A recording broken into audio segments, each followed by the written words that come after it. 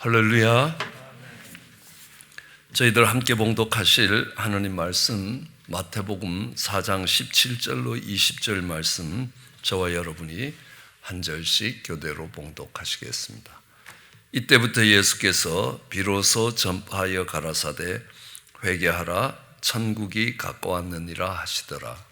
갈릴리 해변에 다니시다가 그 형제 곧 베드로와 시몬과 그 형제 안드레가 바다에 불을 던진 곳을 보시니 저희는 어부라.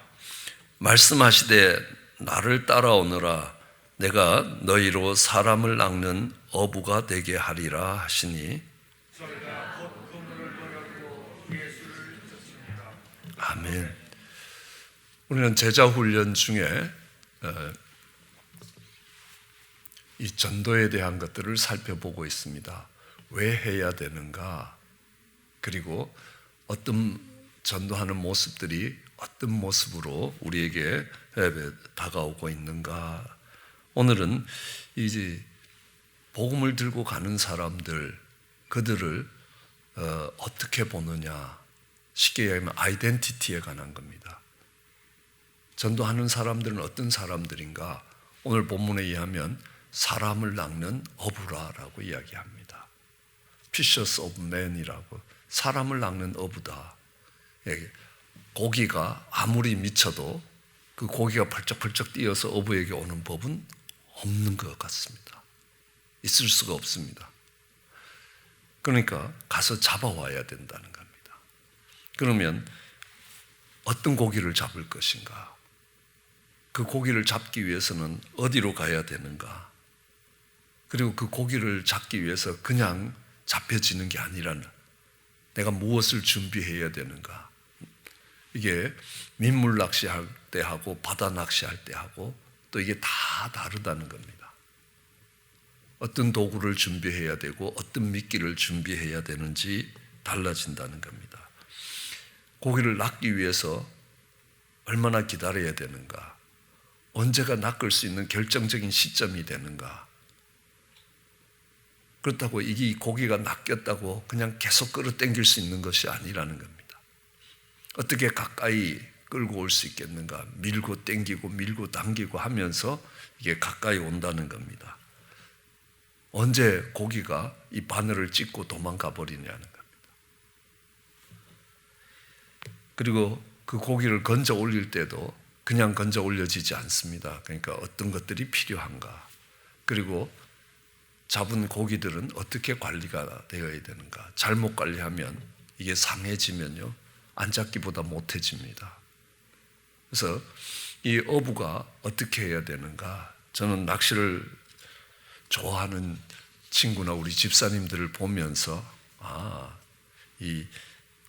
언젠가 돌아가신 한종석 집사님에게 그랬습니다. 그 낚시는 거의 도박에 가까운 중독이다 그랬습니다.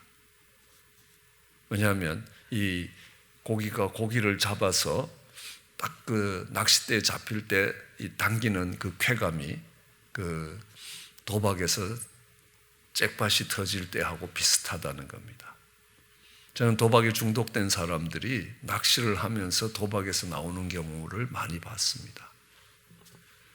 여러 번 말씀하시지만 이 도박이라는 것은 이 마약에 중독된 것보다 훨씬 더 심한 중독입니다.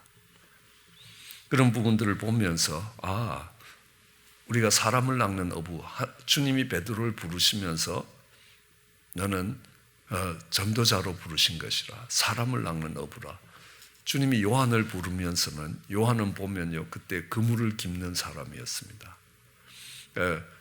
그물을 쓰고 나면 그물에 찢어지는 것들도 있고 그런 것들을 고치고 다듬고 할 때에 주님의 부르심을 받습니다. 그래서 요한은 어떤 거냐 하면 이 교회에서 잡혀온 고기들이 도망가지 아니하고 잘 양육될 수 있도록 하는 그 사명을 감당하는 것이 요한이었습니다. 여러 곳을 다니면서, 그러니까 복음을 전하던 베드로를 일컬어서는 사람을 낚는 어부라라고 이야기합니다. 사람을 낚는 것을 다르게 이야기하면 곡식을 거둬들이는 주수하는 일꾼이라. 주님은 수가성의 여인에게 이야기할 때 그러죠. 한참 수가성의 여인을 이렇게 전도를 하십니다. 그죠? 긴 시간이 아닙니다. 아주 굉장히 짧은 시간인데 몇 마디를 주고받으면서 그 여인의 삶이 달라지는 것들을 봅니다. 그리고 이제 그때 돌아온 이 제자들이 아주 이상하게 여기지 않습니까? 왜 저런 여자랑 우리 주님이 지금 얘기하고 있는가 하고 기이하게 여길 때에 주님이 너희는 아직 추수할 때가 넉 달이 남았다라고 이야기하는데 눈을 들어보라. 눈을 들어서 보라는 겁니다. 이 밭을 보라. 희어져 이미 추수할 때가 되었다라고 이야기합니다. 굉장히 이해하기 어려운 이야기입니다. 왜냐하면요, 추수의 차이가 넉 달까지 안 납니다. 보통 저희는 시골에 자라면서 봄이 되면, 조금 늦은 봄이 되면, 그러니까 모심기에 동원됩니다. 여러 주변에, 학교 주변에 있는 이 농사 짓는 밭에 가서 모를 심어줍니다. 한 이틀씩, 3일씩 이렇게 학교 수업을 다 냅두고 소풍 가듯이 이제 가서 모를 심고, 또 이제 가을이 되면 추수할 때 가서 이걸 추수하게 됩니다. 그때도 하루 이틀씩 학교에 모든 수업이 없고 이제 추수밭에 가서 손이 모자라니까 그 추수를 도와줘야 합니다. 왜냐하면 시기를 놓치면 굉장히 어려워지기 때문에 그렇습니다. 그러면 한 4월에서 해서 한 9월, 4월, 5월, 6월, 7월, 8월, 9월 한 5개월 정도의 숙성 기간들이 있습니다. 모를 심고 걷어들이는데 약 한 4개월 내지 5개월입니다. 그런데 모를 심을 때 추수를 해야 된다. 이 말이 안 된다는 거예요. 추수 기간이 모를 심은 거에 따라서 뭐 한 주, 두 주, 길게는 3주 이렇게 차이가 나지만 몇 달씩 차이가 날 수가 없습니다. 그런데 너들은 넉 달이 더 있어야 추수할 때가 됐다라고 이야기하는데 지금이 추수할 때라고 이야기합니다. 그러면 곡식을 추수하는 것들을 이야기하지 않는 것을 알 수 있습니다. 수가성의 여인을 볼 때입니다. 저 여자는 아직 복음이 들어갈 때가 안 된다. 저 사람 마음이 아주 굳어져 갖고, 아니면 세상을 살아가는 삶의 방식을 보니까 복음을 수용하기가 어렵겠다라고 그 판단을 내렸습니다. 그런데 아니라는 겁니다. 지금이 열려 있다는 겁니다. 남편을 5 바꾸고 지금 6번째 동거를 하고 있는 것입니다. 그런 삶을 사는 그 여인이 하나님을 만난다. 만나도 안 될 것 같은 생각을 하고 있었던 것이 제자들입니다. 그런데 지금이 추수할 때라고 이야기합니다. 그러니까 너희는 추수할 일꾼이라. 이 추수할 일꾼은 내가 추수하는 곡식을 봅니다. 그죠?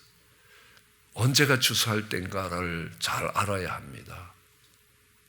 그 추수 때를 놓치면 곡식들이 다 떨어져서 주술 수도 없다는 겁니다. 하다못해 저희 집에 대추나무가 있어도 약간 익을 때 따서 둬야지, 언젠가 일주일을 딱 더 기다리자 그러다가 일주일을 더 기다리니까 다람쥐 떼들이 와서 다 먹고 갔습니다. 1년 동안 열심히 물 주고 키웠는데 조금 일찍 따서 딴 상태로 숙성을 시켰으면 1년 농사진 보람이 있을 텐데, 조금 더 나무에서 더 익도록 일주일을 기다리는 동안에 이 다람쥐 떼의 습격에서 몇천 개 되던 이 대추가 몇십 개, 20개, 30개밖에 안 남았습니다. 그러니까 이 추수할 때를 아는 것은 매우 중요하다는 겁니다. 우리는 또 뭘 추수하느냐는 겁니다. 언제 심어야 되고 언제 거두어야 되느냐라는 때를 분별하는 것은 매우 중요합니다. 그래서 많은 추수를 하기 위해서 어떤 것들은 물이 잘 빠지는 데 심어야 되고, 어떤 것들은 물이 잘 고여 있는 데 심어야 되는 겁니다. 비싸게 감나무를 하나 샀습니다. 열심히 심었는데 죽었습니다. 그래서 다시 공부를 했습니다. 이걸 어떻게 심어야 되는가. 그러니까 감나무는 물이 잘 빠져야 된다. 토양을 지금 바꿔야 되는 겁니다. 거의 모래와 가까이 정말 물을 부으면 물이 빨리 빠져나가야지, 물이 그 흙 속에 고여 있으면 뿌리가 썩어서 안 된다는 겁니다. 그런 것처럼 심는 땅을 결정해야 되고, 또 이게 풍성한 수확을 거두기 위해서 추수를 하기 위해서 이 추수하는 일꾼들은 이제 언제 씨를 뿌려야 되고 또 밭을 기경해야 되는 겁니다. 그리고 이 토양을 관리해야 합니다. 점점 농사를 지을수록 이 땅이 산성화되기 시작합니다. 그래서 이거는 일반 비료를 주면 점점 산성화돼서 수확이 떨어지게 되어 있습니다. 이것을 잘 관리하기 위해서 퇴비를 줘야 합니다. 매년 농사를 지을 때도 토양을 바꿔야만이 농사가 되는 겁니다. 예, 여기서 파는 흙을 사오니까 거기에 흙에 그렇더라고요. 이 흙은 3개월에서 6개월 동안 식물을 키울 수 있습니다. 이 흙을 보니까요, 아, 이건 6개월 가는 거구나, 이건 3개월 가는 거구나, 이건 3개월마다 흙을 바꿔줘야 되는 겁니다. 그리고 또 벌레를 잡아줘야 되고, 우리 다람쥐, 토끼, 뭐 여러 새하고 싸움입니다. 그렇죠? 이걸 어떻게 해야지 이걸 잘 지켜갈 수 있을 것인가? 그리고 언제 이걸 추수해야 되는가? 이 과일 하나를 추수하기 위해서도 그냥 어느 날 가서 따먹으면 되는 게 아니더라는 겁니다. 무척 많은 과정들이 지나간다라는 것들을 알 수 있습니다. 우리는 인생 뒤집기에서, 그러니까 풍성한 수확을 위해서 우리가 어떻게 해야 되는가라는 과정을 갖고 알곡을 어떻게 만들어 갈 것인가, 쭉 정리해서 알곡으로라고 하면서 이 농사가 되어가는 과정을 통해서 우리가 어떻게 추수할 일꾼으로 세워질 수 있는가라는 것들을 배울 수 있습니다. 그리고 우리 주님은 사람을 추수할 때에 우리를 일컬어서 너희는 그리스도의 향기요 그리스도의 편지라는 겁니다. 다른 표현으로 이야기하면 너희는 그리스도의 대사라, 정권 대사라는 겁니다. 이 대사는 뭐냐 하면 본국의 뜻을 그 나라에 전하기 위해서 가는 사람들입니다. 그런데 대부분 전쟁 중에 이렇게 보내지는 대사는 죽음을 각오해야 되는 겁니다.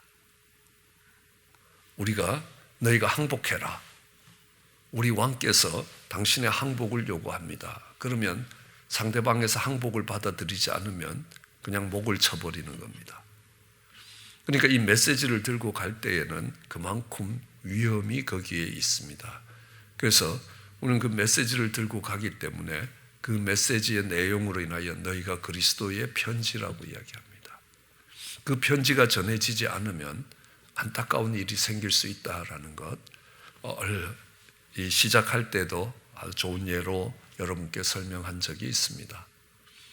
선교지에 떠나는 청년이 정말 구원을 했는데 그걸 승낙하는 편지를 오빠 줬는데 오빠가 그 편지를 안 전한 겁니다. 그러므로 인하여 두 사람의 삶에 매우 비극적인 일들이 일어날 수 있습니다. 전해져야 되는 편지가 있습니다. 그 편지는 주님의 마음을 담은 것입니다. 그 편지를 전하는 사람이기 때문에 우리는 메신저라고 이야기합니다. 메시지를 전하는 겁니다. 내 뜻을 전하는 게 아닙니다. 복음을 전하는 겁니다. 하나님의 안타까운 마음을, 하나님의 그 사랑을 전하는 것. 그래서 이 전도자를 일컬어서 하나님의 대사라고 이야기합니다. 하나님의 고난을 위임받아서 메시지를 전달하기 위해서 찾아가는 사람이다. 그리고 다르게 이야기해서 우리는 증인된 삶을 산다. 증인이라고 이야기합니다. 왜냐하면 그 메시지만 전달되는 것이 아니라 내 삶에 주님이 역사하신 증거가 있어야 증인으로 살 수 있습니다. 너희가 성령을 받으면, 성령이 너에게 임하면 너희가 권능을 받고 예루살렘과 온 유다와 사마리아 땅끝까지 이르러 내 증인이 될 것이라. 그럼 내가 들은 것을 전하는 사람을 증거라고 하지 않습니다. 여기서 우리 교회 앞에서 교통사고가 났다고 하더라. 그 사람은 법정에 가서 증거를 할 수 있는 자격이 없습니다. 그러나 내가 서서 길을 건너려고 하는데 저 차가 이렇게 들어오고 이 차는 이렇게 해서 사고가 났습니다. 그걸 봤다는 겁니다. 그러면 가서 증거할 수 있습니다. 증인이 될 수 있습니다. 우리는 욥이라는 사람을 보면서 욥이 많은 고난을 지나가면서 욥기의 마지막에 하는 말이 있습니다. 내가 듣기만 하던 하느님을 이제는 보게 됐다라고 증거합니다. 그것이 이제 내가 증인된 삶이라 하느님에 대한 직접적인 경험이 있다는 것. 우리는 야곱을 볼 때에도 야곱이 이 베델에서 기도할 때는 내 아버지의 하느님, 내 할아버지의 하느님 하고 기도합니다. 그러나 약복강에서 그가 하느님과 씨름을 한 이후에 나의 하느님이라는 겁니다. 내 삶 속에 정말 죄악 가운데 있는 나를 건지신 증거가 있다는 겁니다. 뭡니까? 바뀐 내 삶을 말하는 겁니다. 내 삶이 달라진 것이다. 내가 증인이라는 겁니다. 우리 가정을 봐라. 주님을 만나면서 달라진 모습들이 거기에 있다. 그냥 전하는 게 아니지 않습니까? 증거를 가지고 보여주는 것이라는 겁니다. 증인된 삶이라. 그렇기 때문에 이야기합니다. 너희는 세상을 향하여 뭐냐 하면 소금과 빛이라. 너희가 소금이 되라, 빛이 되라라는 말이 아닙니다. 너희의 아이덴티티가 소금이고 너희의 아이덴티티가 빛이라는 겁니다. 그러므로 너희가 가는 곳에서는 어둠이 물러가야 되고 너희가 가는 곳에서는 맛이 나야 합니다. 그게 안 나면, 그런 일들이 일어나지 않으면 내가 정말 빛인가? 내가 세상을 향하여 소금인가? 라는 것을 다시 생각해 봐야 된다라고 이야기합니다. 그래서 내 삶에 하느님이 찾아오셨다. 영원히 죽을 수밖에 없고 멸망당할 수밖에 없는 인생에 주님이 찾아오셨다. 그런데 주님이 찾아오신 증거가 당신 삶에 없다. 그럼요, 사기라는 겁니다. 저는 한국에서 많은 그리스도인들을 봤습니다. 그런데 저는 그리스도인들을 볼 때 늘 생각나는 게 대부 영화였습니다. 갓파더라는 영화를 보면요, 이 주인공이 이 마피아의 두목이 교회를 찾아갑니다. 성당을 찾아가서 고해성사를 합니다. 내가 많은 죄를 졌습니다.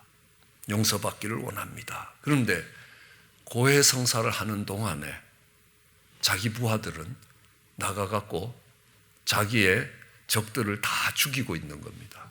그러니까 확실한 알리바이가 생깁니다. 나는 성당에 고해성사를 하러 왔다는 겁니다. 그 시간에 내가 신부님을 만났고 성당의 관계자들을 만나고 있었다. 신부님, 너희가 안 만났는데 날 만났다고 얘기해 주십시오 하고 알리바이를 조작한 게 아닙니다. 실제로 했습니다. 그리고 회개를 한다고 하는데요. 근데 실제로 그 시간에 꾸미고 있는 작전은 다르다. 그리스도인들이 정말 내가 하나님의 사랑에 감격하고 내가 내 이웃을 내 몸처럼 사랑하며 산다고 이야기하는데 이빨린 손이라는 겁니다. 우리가 야학을 하는데 동시대에 같이 살아가면서 정말 집안이 어려워서 공부할 기회를 놓친 그들을 가르쳐보자. 그래도 그들이 고등학교 졸업장이라도 갖고 있으면, 그러니까 공단에서 일할 때 월급을 더 받을 수 있는 것, 그들의 인생을 좀 더 복되게 만들어주자. 그래도 교회 다니는 친구들은 교회 가는 게 바빠서요, 아무도 안 오는 겁니다. 적어도 너는 내 이웃을 내 몸처럼 사랑하라. 그따위 소리는 하지 말고 다니라. 너는 불신자인 내가 하는 것만큼도 하지 않지 않냐는 겁니다. 그런데 미국에 유학을 와서 우리 선배님들을 만났는데 그분들을 보니까요, 달랐습니다. 그분들의 삶에서 배어 나오는 향기와 이게 달랐습니다. 나도 누군가를 위하여 섬겨본 적이 있는데 그들은 기쁨 속에서 열정을 가지고 그렇게 하는 것들을 보면서 저 힘이 어디서 올까? 하나님을 만난 데 대해서, 주님을 만난 것에서 그의 삶의 변화들이 있었다는 것들을 확인할 수 있습니다. 그러니까 전 제 생애에 처음으로 정말 내가 하나님을 만나야 된다는 것들을 그들의 삶에서 배울 수 있습니다. 왜요? 그들이 소금과 빛으로 드러났기 때문에 너희의 선한 행실로 하나님께 영광을 돌리게 하라라는 겁니다. 그래, 나는 안 믿더라도 그래도 하나님 눈길 앞에 산다는 너만은 그렇게 살면 안 된다는 겁니다. 그게 세상의 교회에 갖고 있는 기대입니다. 중이 사고 쳤다 그래도 별로 충격이 안 되는 겁니다. 땡중이라고 이야기합니다. 그런데요, 목사가 그랬다 그럼 이거는 굉장히 큰 이슈가 됩니다. 왜요? 그들의 기대가 다르기 때문에 그렇습니다. 우리는 증인된 삶을 살아갑니다. 그냥 메시지만 전하는 것이 아니라 삶으로 증거하는 겁니다. 그 삶에 하나님이 살아계시다는 증거들이 있어야 그 복음이 그를 통해서 흘러갈 수 있다는 것들을 알 수 있습니다. 예, 그냥 복음이 넘어가는 것도 아니고 이 복음을 전달하기 위해서는 산을 넘어야 합니다. 이 복음을 들고 산을 넘는 자의 발걸음이 하나님 보시기에 아름답다라고 이야기합니다. 어떤 산들이 있느냐? 제가 생각하기에는 한 4개의 산들이 있습니다. 왜냐하면 요나를 보고 니느웨에 가라니까 요나는 니느웨로 안 가고 도망을 갑니다. 다시스로 도망을 갑니다. 니느웨는 그러니까 동쪽에 있었습니다. 동북쪽에 있었는데 다시스는 서쪽에 있습니다. 서쪽으로 도망간 겁니다. 왜 그랬겠습니까? 니느웨에 가서 복음을 전하는 일은 너무 어렵다는 겁니다. 그리고 안 그래도 사납게 그지없는 그 인간들인데 가서 당신네들 망한다 그러면 미친놈 취급을 받거나 정상인으로 망한다라고 이야기하면 저주를 퍼붓다고 돌에 맞아 죽을 거다라는 겁니다. 그 큰 성 니느웨에 어째 가서 떠든들 뭐 하겠냐? 어려움입니다. 그리고 두려움입니다. 그리고 그거보다 더 큰 거는요, 미움입니다. 사람을 죽여서 해골로 피라밋을 만들고 사람 가죽 벗겨서 그러니까 왕궁의 벽을 장식하고 아버지 목 잘라서 아들 목걸이 만들어주는 인간들인데 거기에 복음을 전하고 또 복음을 전해서 얘들이 회개하면 어떡하냐는 겁니다. 요나서 4장에 보면 하나님 노하기를 더디하고 은혜롭고 자비롭기 때문에 내가 와서 이렇게 했을 때 이런 꼴이 날까 봐 내가 안 오려고 그랬다라는 이 요나의 고백을 보면요, 싫었습니다. 그 사람들에게 가는 게 싫었습니다. 내가 딴 데는 가도 일본은 안 간다는 겁니다. 그 식민지 하에 있을 때 동경에 가서 저들이 구원받도록 복음을 전하는 거 안 하겠다는 겁니다. 했다면 역사가 달라졌을 것이라고 이야기합니다. 바울은 복음을 들고 로마에 갔습니다. 로마가 이스라엘에 한 것은요, 일본이 한국에 한 것보다 훨씬 더 심했습니다.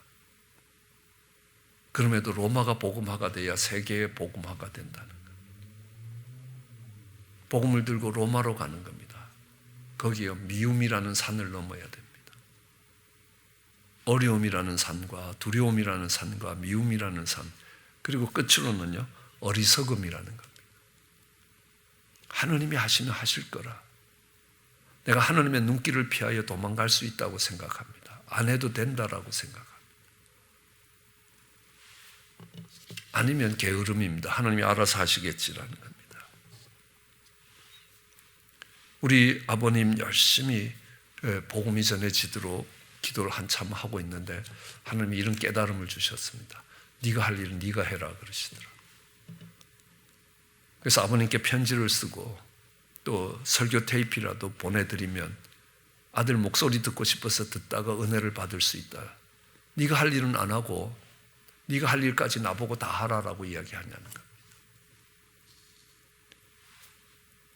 게으름이라는 겁니다. 그리고 끝으로 이렇게 보면요, 이 전도자는 군사입니다. 전쟁입니다. 악한 영들과의 싸움입니다. 예수님이 전도자들을 둘씩 해서 70인을 파송했을 때 그들이 갔다 와서 뭐라고 보고합니까? 주여 주여 우리가 주의 이름으로 기도할 때 귀신이 나한테 항복하더이다 라고 이야기합니다. 누가복음 10장 17절입니다. 그때 예수님이 뭐라고 이야기합니까? 야, 귀신이 너한테 항복한 걸로 기뻐하지 말고 너희의 이름이 하늘에 기록된 걸로 기뻐해라. 그러시면서 뭐라고 이야기하냐면 내가 안다, 이미 안다. 왜냐? 주님이 이미 보니까 내가 너희 갈 때 이미 뱀과 정갈을 밟을 권세를 줘서 보냈고 사단이 하늘에서 번개같이 떨어지는 걸 보고 있었다라고 말씀하십니다. 전도자들은 나가서 정말 예수님이 메시아라는 것을 전했는데 주님이 보고 계시는 것은요, 사단이 하늘에서 번개같이 떨어지는 걸 본 겁니다. 악한 영들이 묶임을 놓고 물러간 것이라. 그러므로 이 전도자는 그냥 메시지를 전달하는 정도가 아니라 이 영적 전쟁을 수행하는 사람들입니다. 그 복음이 들어가는 것들을 방해하고 있는 세력들은 영적인 세력이라는 겁니다. 그걸 묶어야 되고 그들이 쫓겨나가도록 사단이 번개처럼 하늘에서 떨어지는 역사가 있을 때 복음이 들어가는 거지 그냥 잘 설명한다고 들어가는 것 아니지 않습니까? 뒤에 가서 배우겠지만요, 복음이 지혜에 권하는 말로 되는 것 아니다. 성령의 능력과 성령의 나타나심에 의해서 복음이 전해지는 것이다 라고 이야기합니다. 이건 다르게 이야기하면요, 이 전도는 가장 치열한 영적 싸움이라, 영적 전쟁의 가장 치열한 현장이라고 이야기합니다. 예, 하나님이 우리를 군사로 모집했다. 예, 어떤 싸움을 위해서 군사로 모집합니까? 그 군사는 훈련을 받지 않으면 오합지졸이 된다. 있으나 마나 갈그치는 인간 된다는 겁니다. 숫자가 그 군대를 이야기하지 않습니다. 호흡이 코에 있는 인생은 수로 헤아릴 가치가 없다라고 이야기합니다. 그럼 저는 군대에 있을 때 북한에 정말 이렇게 들어가는, 북한에 올라가서 작전을 수행하는 사람은 4명인데 이 사람들은 200명보다 더 많은 일을 한다는 겁니다. 보통 중대라는 것은 200명이고 대위가 책임을 맡고 있습니다. 이 4사람을 관리하는 사람은 소령이 한 팀을 관리합니다. 이 4사람은 200명이 하는 일보다 훨씬 더 크고 더 중요하고 더 높은 직책의 장교가 이것을 책임지고 있습니다. 예, 어떤 사명을 수행하는 군인이냐? 그들이 훈련받는 것들을 보더라도 40kg 배낭을 지고 모래주머니를 차고 설악산을 뛰는데 저희 100m 뛰는 것보다 더 빠른 것처럼 뛰어다닙니다. 훈련이 다르다라는 겁니다. 군대는 부름을 받은 싸우는 적이 있습니다. 그리고 승리하기 위해서 반드시 훈련되어야 된다는 겁니다. 또 훈련만 갖고 되는 것 아닙니다. 좋은 장비들이 있어야 되는 겁니다. 무기들이 있어야 합니다. 이것이 싸우고 있는 전쟁의 모습이라는 것들을 알 수 있습니다. 우리는 다시 정리해 보면요, 우리가 복음을 전하는, 복음을 들고 산을 넘어가는 그들을 우리는 사람을 낚는 어부라고 이야기합니다. 다르게 하면 추수하는 일꾼이라고 이야기합니다. 그들에게는 메시지가 있기 때문에 하느님의 대사라고 이야기합니다. 그냥 메시지만 들고 가는 것이 아니라 그들이 삶으로 증거해야 하는 겁니다. 증인이라는 겁니다. 그 증거를 가지고 산을 넘어가는 것입니다. 그렇지만요, 그걸 통해서 우리는 영적 전쟁을 수행하는 하나님의 군사라고 이야기합니다. 하나님이 어떻게 나를 죄악에서 건지시고 어떻게 광야 같은 인생길을 인도해 가셨는가? 하나님께서 이스라엘 백성들을 출애굽시키시면서 저들은 내 군대라고 이야기하십니다. 에스겔 골짜기에서 마른 뼈를 보면서 지극히 크신 하나님의 군대가 된다라고 이야기합니다. 왜요? 내가 이런 자리에서 하나님이 나를 건지셨다는 증거를 갖고 싸우는 사람들이기 때문에 그렇습니다. 그래서 정말 이 복음을 들고 산을 넘는 증인된 삶을 사는 저와 여러분 되시기를 주의 이름으로 축원합니다. 기도하시겠습니다. 사랑과 은혜가 많으신 하나님, 복음을 들고 산을 넘는 자의 발걸음이 아름답다고 하셨습니다. 한 가서 얻어야 될 것이 있습니다. 사람을 낚는 어부로 준비되게 하여 주시고, 하나님 주소하는 일꾼으로 때를 놓치지 않게 하여 주시기 원합니다. 하나님이 전하고자 하는 하나님의 사랑과 하나님의 마음을 전달하는 하나님의 정권대사로 살아갈 수 있게 축복해 주시옵소서. 우리의 삶 속에 하나님이 찾아오시고 우리의 삶 속에 역사하신 하나님의 증거들을 갖고 하나님 복음을 전하는 증인 되게 하여 주시옵소서. 하나님 우리 삶 속에 증거가 있음으로 인하여 빛과 소금으로 드러나 우리의 선한 행실을 인하여 그 복음이 증거되게 하여 주시옵소서. 그로 인하여 하나님께 영광이 돌아가게 하여 주시기 간절히 원합니다. 무엇보다도 이 복음을 들고 산을 넘는 자가 영적 전쟁을 수행하는 군사라는 걸 기억하게 하여 주시고, 훈련되게 하시고 준비되게 하여 주시고, 하나님 싸움을 준비하며 하나님 살아가는 저희들 되도록 은혜를 베풀어 주시옵소서. 감사합니다. 예수님 이름으로 기도드렸습니다.